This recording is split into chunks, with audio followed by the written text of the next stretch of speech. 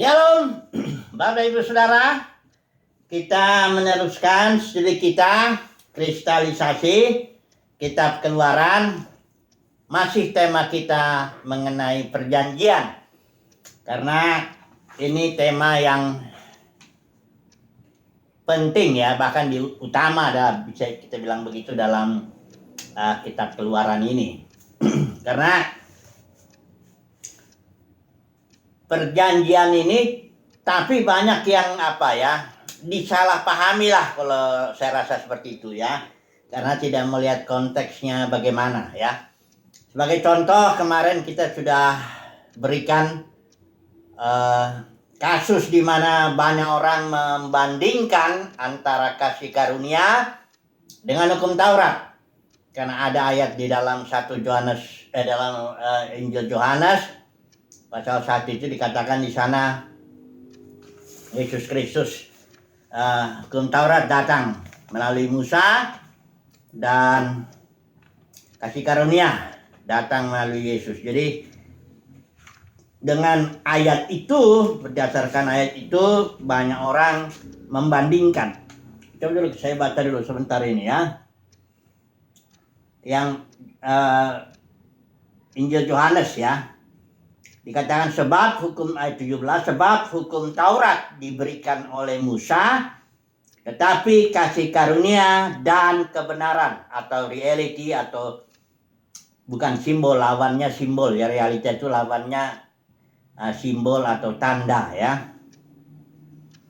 Tapi kasih karunia dan kebenaran datang oleh Yesus Kristus. Jadi dengan ayat ini seolah-olah ya, dalam ministry Musa tidak ada kasih karunia, seolah-olah begitu ya.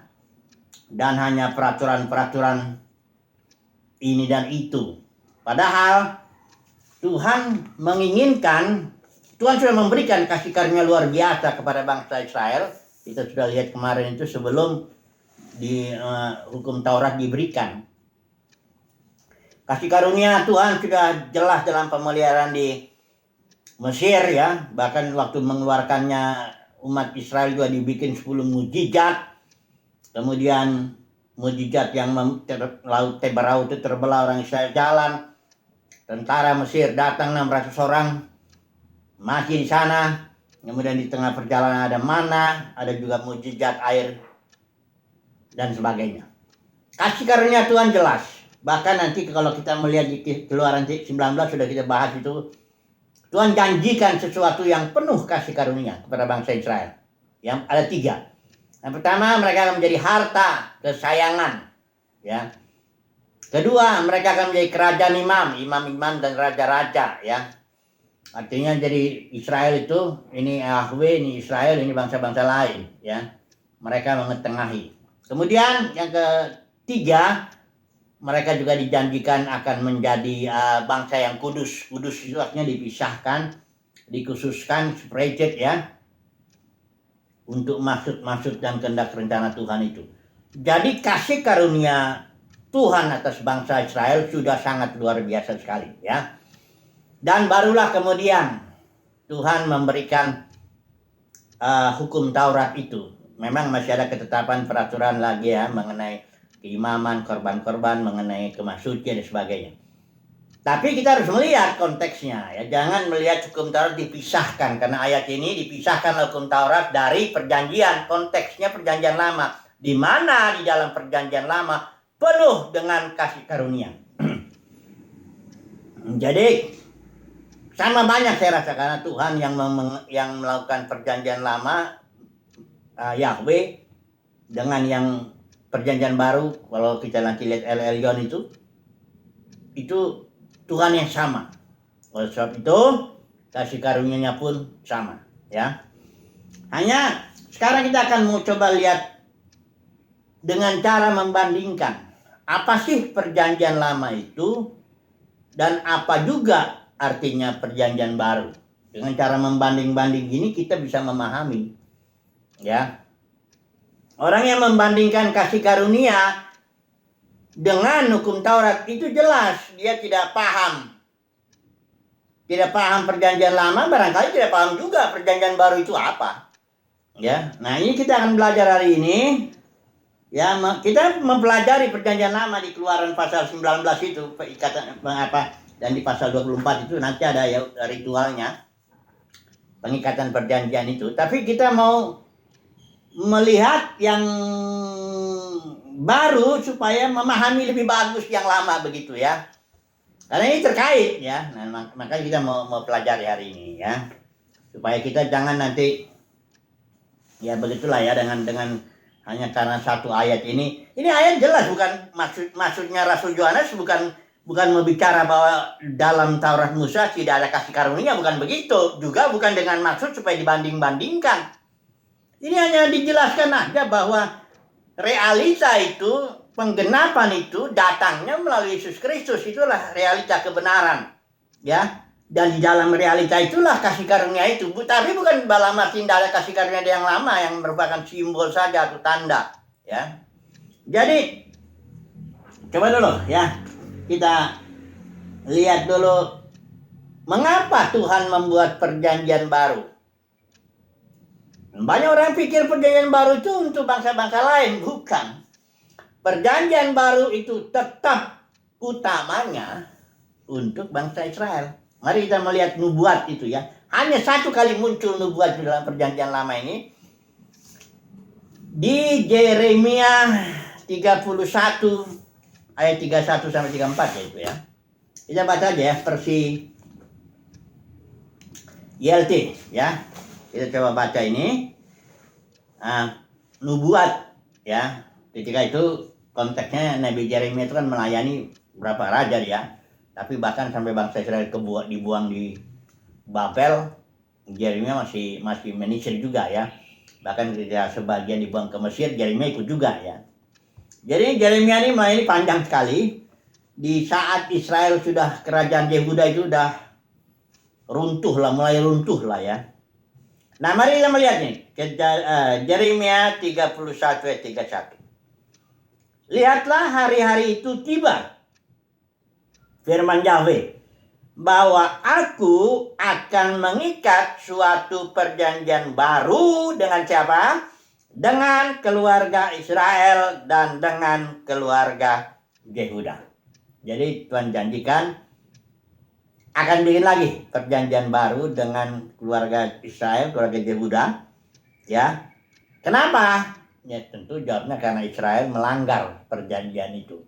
Baik dengan penyembahan berhala, baik dengan meminta raja, bahkan kalaupun melakukan hukum Taurat itu mereka hanya ritualnya aja. Kita sudah lihat kemarin aspek ritual dan aspek relationship-nya. Ini yang Israel gagal ya, melihat itu. Karena Tuhan inginnya tuh orang Israel, bangsa Israel dengan iman dan dengan kasihnya, mereka mengekspresikannya ketaatan itu melalui hukum Taurat itu. Itu yang Tuhan inginkan. Bukan dengan secara legalistik mentaati aturan-aturan agama atau aturan-aturan hukum Taurat dengan itu ya. Jadi melupakan hal-hal yang kayak belas kasihan, iman, ya pengharapan, kasih, semuanya jadi aspek relationship-nya jadi gagal ya, batal. Oke, jadi Tuhan bangun lagi untuk perjanjian baru dengan kaum Israel, keluarga Israel yang keluarga Yehuda. Ayat 32, bukan seperti perjanjian yang telah kuikat dengan leluhur mereka pada waktu aku memegang tangan mereka untuk membawa mereka keluar dari tanah Mesir. Nah ini yang dimaksud Keluaran 19:20 itu ya. Yang terhadap perjanjianku ini mereka telah melanggarnya. Ini mereka Tuhan bilang melanggar ya. Walaupun aku telah menjadi suami bagi mereka. Jadi masih berdasar perjanjian lama itu antara Yahweh dan Israel seperti suami dengan istri ya. Makanya kalau penyembahan berhala itu dibilang perzinahan. Lain kalau yang di sini nanti perjanjian baru itu bapak dengan anak seperti itu ya. Kalau anaknya sudah akil balik dia akan mendapat waris ya. Jadi aku telah menjadi suami mereka, firman Yahweh. Tetapi ini akan menjadi perjanjian yang aku ikat dengan keluarga Israel setelah hari-hari itu. Firman Yahweh, aku akan meletakkan Tauratku ke dalam batin mereka. Itu satu ya, menuliskannya di dalam hati mereka. Ini satu. Perjanjian baru itu ini. Hukum Taurat yang tadinya di loh batu masuk ke dalam batin ya oleh Roh Kudus ya. Kemudian aku akan menuliskannya dalam hati mereka. Jadi hukum-hukum itu ditulis di dalam batin mereka itu. Dan aku akan menjadi Elohim mereka. Ini sebenarnya efek saja, efek daripada hukum itu masuk ke dalam batin, maka mereka akan menjadi umat, Tuhan akan menjadi Elohim ya. Dan mereka ayat 34 juga akan saling mengenal ya, besar kecil, dan yang berikut juga tidak akan lagi mengingat dosa-dosa mereka. Orang Israel dilupakan dosanya ya. Nah, jadi ini dikutip ya, ayat ini dikutip oleh Paulus di dalam Ibrani pasal 8 ya. Pasal 10 disinggung juga. Nah, sekarang kita akan melihat begini ya. Menjelaskannya ini membandingkan perjanjian lama dengan perjanjian baru itu. Perjanjian baru itu sebenarnya penggenapan daripada perjanjian lama. Karena seperti yang kita udah baca ya, Kolose 2 ayat 17. Semua hal-hal yang dalam perjanjian lama itu merupakan tanda atau simbol di mana realitanya Kristus. Coba dulu kita baca sekali lagi, karena ini ayat penting juga. Ya, Kolose 2 ayat 17 ya. Kolose 2 ayat 17, begini ayatnya. Ini saya pakai ILT tetap. Ya. Yang merupakan, ini ke ayat 16 saya baca. Oleh karena itu janganlah seorang pun menghakimi kamu dalam hal makanan atau dalam hal minuman atau dalam hal penghormatan akan hari raya atau mengenai bulan baru atau hari-hari Sabat. Nanti ada lagi soal sunat di situ. Segala hukum Taurat dan ketetapan-ketetapannya itu baik mengenai hari raya dan sebagainya itu. Ayat 17 yang merupakan bayangan atau simbol atau tanda saja dari hal-hal yang akan datang. Apa sih yang akan datang itu? Yang merupakan wujud atau realitanya. Dikatakan di sini wujudnya adalah Kristus atau realitanya. I am the reality, kata Tuhan Yesus. Realitanya dia pribadi ya. Perpuluhan itu makanya orang. Buah sulung juga orang ya. Hari-hari raya itu semuanya pengalaman umat percaya. Semuanya orang, realitanya itu Kristus. Ya, pengalaman dengan Kristus juga. Nah, jadi perjanjian lama gagal memang, tapi memang itulah dengan hikmah Tuhan merancang sedemikian. Yang baru itu bukan Tuhan selalu berbuat sesuatu yang lebih bagus, better. Istilahnya, kalau istilah better itu lebih baik, itu kata kunci dalam kitab Ibrani ya. Karena Tuhan tidak pernah melakukan dua hal sama aja begitu, enggak. Dia selalu buat, kalau yang pertama gagal, dia buat yang baru tapi itu lebih bagus, better daripada yang pertama. Generasi pertama gagal, Israel itu ya. Tuhan bangkitkan generasi kedua, generasi Yosua dan generasi Kaleb ya. Dan para tua-tua, Eliezer apa semuanya di situ, itu lebih bagus. Karena generasi itulah yang masuk ke tanah perjanjian ya. Jadi Tuhan selalu membuat sesuatu lebih bagus daripada yang pertamanya itu. Perjanjian baru, misalnya Saul, raja gagal, Tuhan cari Daud. Lebih bagus dia Daud itu ya daripada Saul ya. Nah, jadi Yesus itu datang bukan dia merombak hukum Taurat, atau bukan dalam arti dia datang bawa kasih karunia, sementara dalam perjanjian lama tidak ada kasih karunia. Itu makanya salah ngerti nih. Baca Yohanes 1 ayat 17 tadi. Yesus datang itu sebenarnya menggenapi apa-apa yang merupakan simbol dalam perjanjian lama, baik hukum Tauratnya, baik karena hukum Taurat itu simbol, nanti loh batunya itu, tapi kan nanti dimasukin ke dalam realitanya. Ya. Realitanya hukum itu enggak di luar, tapi dalam perjanjian baru itu di dalam. Ya, ini saya beri contoh. Ya. Hukum rajam lah di Yohanes 8, ya. Di situ kan ada kasus orang Farisi menemui perempuan yang kedapatan berzina, ya, sehingga uh, mau dirajam. Memang begitu. Orang Farisi benar bahwa kalau orang berzina dan ketahuan itu mesti dirajam. Tapi Yesus kan perjanjian baru itu dia datang menggenapi hukum rajam, ya, dengan cara Yesus menulis di tanah kan, betul nggak? Dia menulis di tanah. Ya kita nggak tahu apa yang ditulis. Tapi kalau saya menafsirkannya, Yesus menulis itu di tanah itu suatu tanda bahwa dia sedang menuliskan hukum rajam ke dalam tanah hati orang-orang yang percaya. Ditulis. Ya. Nah, itu hanya gerakan, itu hanya gestur apa ya simbol ya, atau tindakan yang membuktikan bahwa dia sedang menulis hukum rajam itu. Tapi orang Farisi kan nggak ngerti. Terus dia mendesak, bagaimana menurut Rabi ini?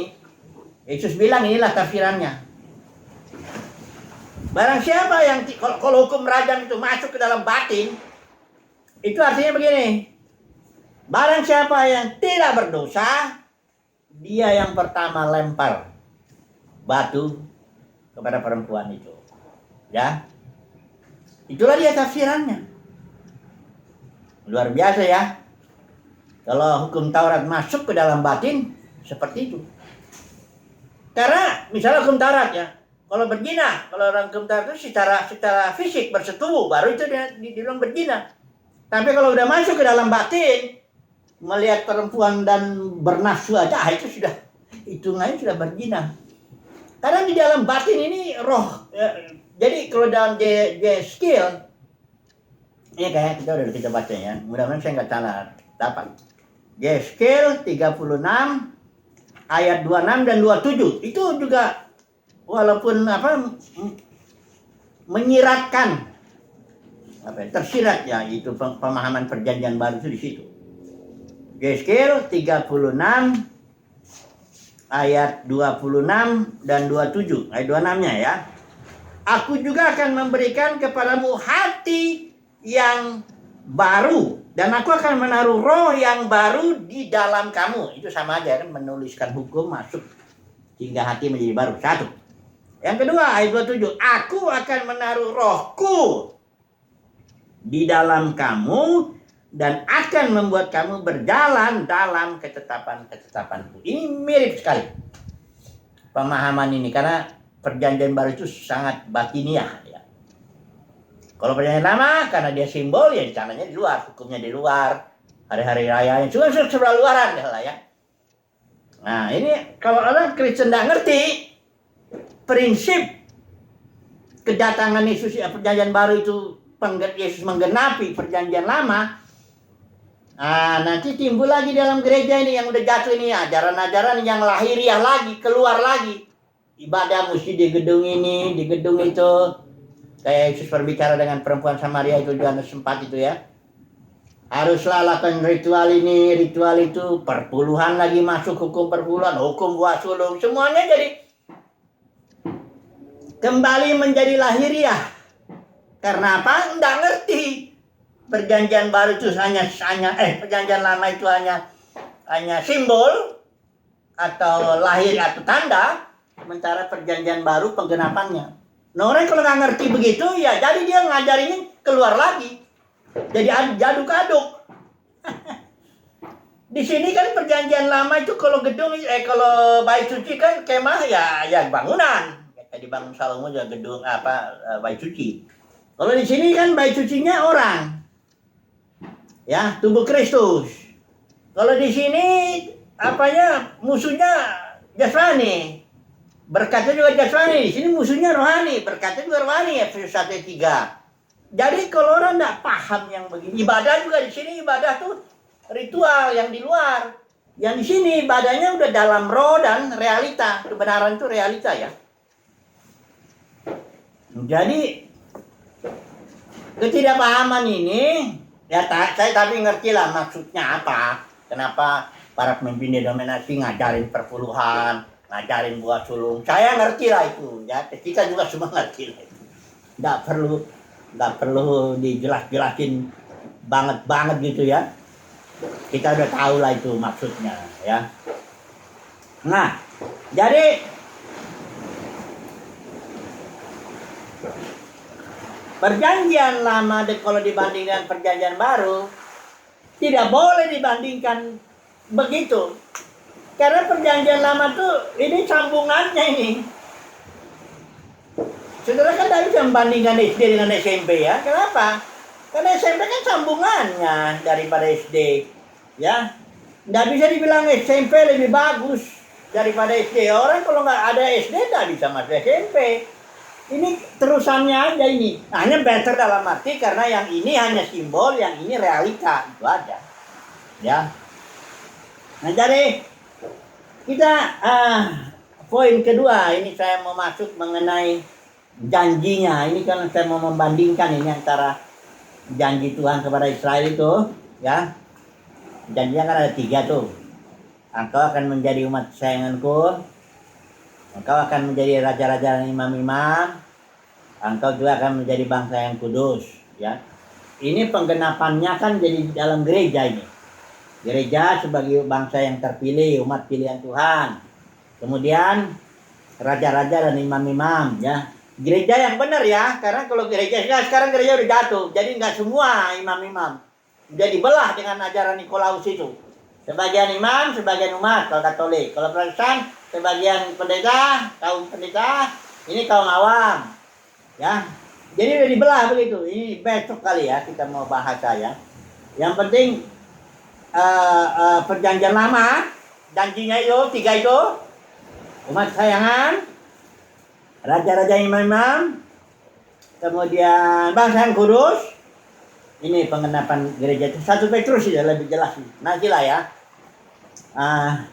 Karena ini jamnya ternyata ada masalah, jadi saya takut lewat apanya. Kita simpulan dulu lah. Masuk lagi langsung ke kesimpulan. Kesimpulannya jadi bagaimana? Perjanjian lama dan perjanjian baru tidak bisa dibandingkan, apalagi kasih karunia dibandingkan dengan hukum Taurat, tidak bisa. Kenapa? Karena ini sambungan aja ini. Ya, perjanjian baru itu adalah penggenapan daripada perjanjian lama. Ya. Kalau perjanjian lama itu hanya tanda-tanda, dia bersifat lahiriah, luaran. Baik ibadahnya, gedung, kemasnya, sucinya, musuh-musuhnya, berkat-berkatnya, semuanya itu. Itu luaran. Ya, hari-hari rayanya luaran semua. Tapi nanti perjanjian baru itu batiniah. Penggenapannya di dalam batin orang percaya. Ya. Selalu penggenapan apapun juga itu. Nanti kita melihat di ketika kita mempelajari kemah suci, kita akan mempelajari itu maknanya atau penggenapannya di sini. Ya kita misalnya enggak tabut itu artinya apa? Itu semuanya pengalaman 3 bagian itu. Kalau kemah suci sendiri bagi 3 tuh, pelacaran, ruang kudus, ruang maha kudus, itu sebenarnya 3 kategori pengalaman secara garis besar. Nanti alat-alatnya itu juga pengalaman batiniah. Semuanya itu pengalaman simbol-simbol daripada pengalaman batiniah orang percaya. Ya. Jadi kembali kesimpulan bahwa perjanjian lama atau perjanjian lama itu terusannya itu perjanjian baru, bahwa perjanjian baru itu penggenapan dari perjanjian lama. Yesus datang mau menggenapi. Secara khusus yang kita bicarakan di sini, loh batu itu, hukum itu yang dalam perjanjian lama itu di luaran, ditulis, ditukik dalam loh batu, tapi dalam perjanjian baru masuk ke dalam batin orang percaya. Ya, itu aja dulu lah ya. Besok kita sambung lagi. Haleluya. Amin.